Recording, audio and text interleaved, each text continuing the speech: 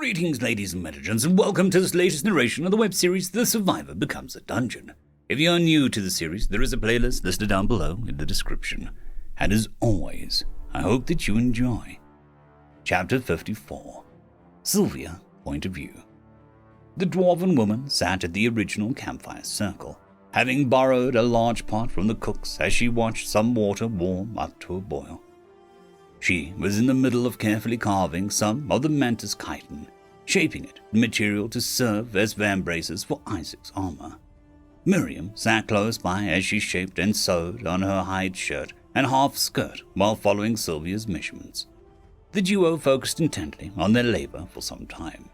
That was until Sylvia's attention was grabbed by Zacitar's return, more surprising by the fact that he was accompanied by an unfamiliar child that clung to his side.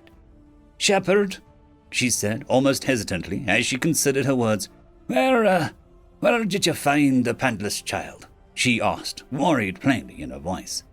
Zacitar seemed to smile with relief upon seeing her as he approached with the rather cheerful Dog King boy at his side. She could hear the boy's tail wagging with excitement as they walked up. "Aye, Sylvia, just the dwarf I wanted to see," he enthused kindly as he looked at the Dog King boy. "Grim, this is Sylvia and Miriam. Go and say hello," he encouraged as he let the boy's hand go. Grim eagerly rushed, waving his hand after getting closer. "New person, it's very, very nice to meet you. I'm Grim," he exclaimed excitedly to Sylvia before going over to introduce himself to Miriam before Sylvia could respond. However, he seemed to become sufficiently distracted by what Miriam was doing and stayed after introducing himself. Sylvia had a bit of warm smile on her face after such cheerful greeting, though she resumed her worried expression as she stood and walked off a few steps away with Zacitar, quirking a brow at him curiously. "Explain," she said rather sternly, not wanting any complicated answers as she crossed her arms and glared up at the lizardkin man. Zacitar swallowed as he took a moment to gather his words, though, after a few moments of withstanding Sylvia's glare, he spoke up, being as honest as he could. "That Maury entrusted me with the care of this boy for the evening. His name is Grim, and apparently he is wholly the creation of the dungeon that attacked Isaac and Trisha. He supposedly woke up a short while ago and was told to serve at Maury," he explained in a hushed voice, almost entirely in a single breath. As Sylvia continued to watch, with what could only be described as some kind of incredulity, he continued, "But Maury would like me to integrate him with the children his age and see how he behaves." "What children his age? He sounds like he's less than a few days old," she replied, with an equally hushed voice, as she considered everything Zacitar has just jumped on her before sighing as she pinched the bridge of her nose, before glancing at the boy again, watching as Miriam began taking his measurements. At the same time, he, in return, asks about what she's doing and what those measurements mean. Sylvia looks back at Zacitar, her expression softening as she uncrosses her arms. "Did you mean that? An entire beast-kin child was found at the bottom of that terrible place. A child born only a couple days ago, who is now walking around and talking like any other child. How can that be?" Zacitar looked uncertain for a moment, being confronted by a more grounded view with someone who had not interacted or experienced any sort of dungeon magic beyond watching the longhouse get built. "I don't know. This sort of knowledge is beyond me. What I do know is that Maury has not led me or us as a community astray. He has done quite a lot for us and so little in return, and I can feel the intention behind his actions through my bond with him. I've had no reason to doubt him," he explained, taking a slow breath before continuing. "All I really know is that Grim has been a very polite and enthusiastic child, being unrelentingly curious and cheerful. I would rather embrace that than rebuke him with suspicion and doubt," he stated. Sylvia considers that, glancing back over at Grim as he attempts to thread a needle while under Miriam's watchful eye. Looking back to Zacitar, she crosses her arms again, more uncertain rather than standoffish with the man. "I don't like it, but I also don't feel comfortable judging a child by his origins like this. I expect you to inform the others, but I'll support you if they push back," she explains before looking at Miriam and speaking up. "Miriam, could you take Grim over to where we keep the extra clothes and get the boy some pants?"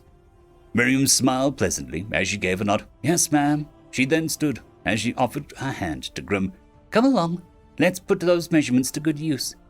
Grim, ever eager for new experience, practically bounced with exhilaration. "Oh, okay," he gushed happily before taking Miriam's hand as they headed for the loghouse. Zassida smiled a bit as he glanced over at Sylvia. "Thank you. I'll start speaking with the others," he said as he dismissed himself. Sylvia responded with a simple nod. "You do that." As soon as Zassida left, Sylvia just sighed heavily as she reflected on Zassida's words before looking at the now boiling pot of water, dropping the chitin shells that she had been working on in order to clean them of any remaining bug flesh.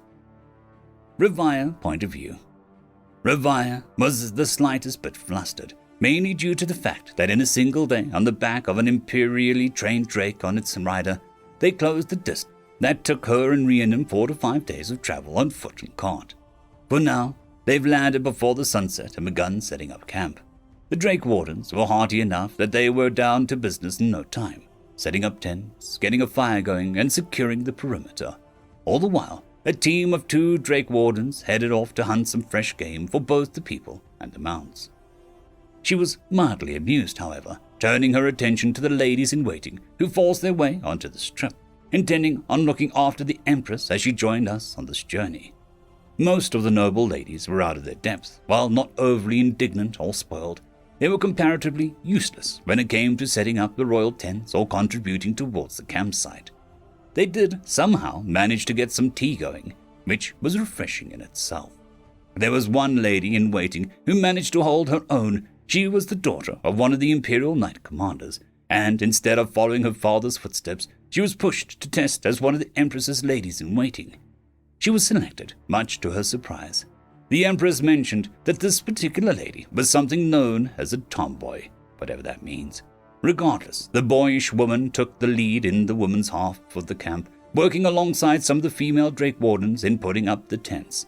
At the same time, the other ladies did their very best to prepare a comfortable dining area for the Empress and helped where they could in preparing a meal with what the Drake Wardens brought back. Eventually, things settled down, and the Empress was seated at a small fold-out table with 2 chairs. While the Empress sat at one, she invited Revire to join her, much to the elf's surprise, as she joined after some hesitation.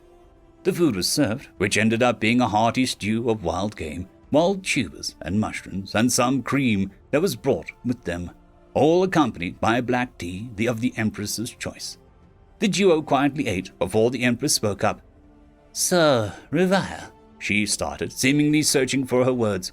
"Yes, Empress," Revire replied politely, taking up a cloth napkin and gently wiping some spilled soup off her chin, having been slightly startled to be suddenly addressed with a spoonful of stew. She took a few moments before speaking up properly. "Can you tell me what the apocalypse was like? What have you seen of it, at least?" Revire blanched at that, a bit nervous about revisiting such brutal memories that weren't even hers. She slowly nodded, taking a sip of her tea before speaking up again. "Very well. What would you like to know?" The Empress seemed to hesitate, taking a sip on her own tea quietly before speaking up. "Was there any good in the apocalypse, or was it all bleak?" she asked with desperate curiosity. Revire was at least pleasantly surprised by the direction as she leaned back, setting her tea down before closing her eyes thoughtfully.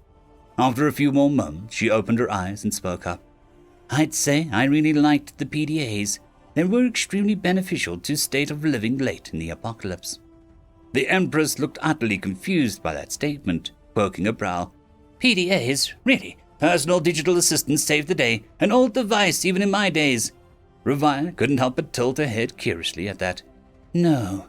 PDA stands for Phoenix Down Agents. They were apparently some kind of special soldiers or knights that were secretly trained and lived amongst the common people. They rose when the world fell and gathered people to various power stations, mega farms, and server farms to keep information and supplies up. When those PDAs would train the ordinary people to be soldiers and knights to defend those places before becoming wandering warriors once the people could survive without them." Revire couldn't help but smile as she reminisced over the memories of those noble heroes.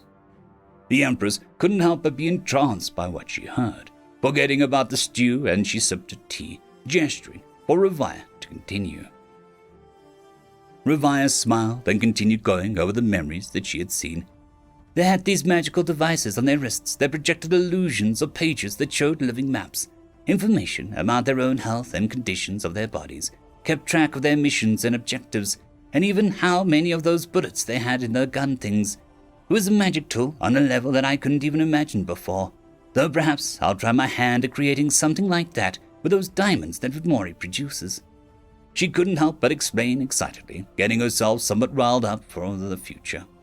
Wow, the Empress said, feeling rather starstruck as she considered the things Revia explained to her, having a good feeling that the elf couldn't have made something like that up.